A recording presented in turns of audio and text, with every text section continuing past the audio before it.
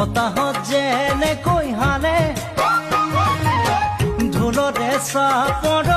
তোৰে লাহি কঁকাল দুচেও তিনি চেওকৈ ভাগে তোৰ দৰে নাচনি দেখি শ্ৰীকৃষ্ণই বাঁহী বজাইছিলে চাগে মোৰ মইনা ঐ বাঁহী বজাইছিলে চাগে পৰ্বতৰ ঢেকীয়া